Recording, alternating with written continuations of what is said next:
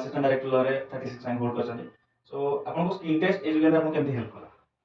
से बहुत हेल्प कला कारण जेतु माने हम एक्चुअली कोन हम जनरल टाइप ऑफ स्टूडेंट्स हमरे ते कंप्यूटर नॉलेज नथा तो हम एक्चुअली हमर बेंचमार्क पे हम Word Excel PowerPoint and Access ए चार जिंस फोकस करथु तो सेति हम ऊपर प्रेशर बितला एते समय छाड़ी छात्र हे जाई छी कंप्यूटर से टच नाही तो केते कोन करछ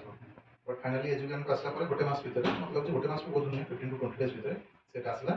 आउ तापर एटा मते साइमल्टेनियसली दुटा जिंस को कला गोटे ला गोटे एक्सपर्टाइज आसला हम सब जिंस ऊपर सो दैट मो एग्जाम को क्रॉस कर गेले देन सेकंड कथा हला गोटे मोस्ट इंपोर्टेंट थिला स्पीड का हमर बढ़िला गोटे नॉर्मली बहुत प्रैक्टिस कला पर 40 स्पीड आसे तो मु खूब कम दिन भीतर एठी आसी 36 37 स्पीड आसी गोटे गोटे निजे इंडिपेंडेंटली जन काम कर परबो विदाउट एनी असिस्टेंस एटा डेवलप केला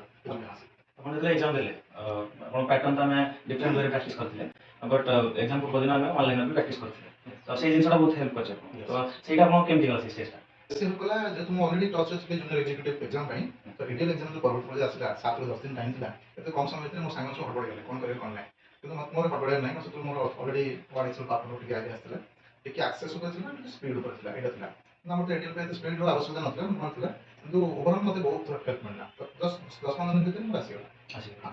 जोटा कि आगु मो प्रॉब्लम फेस करथान जदी मो न करथान जेहेतु ऑलरेडी थिली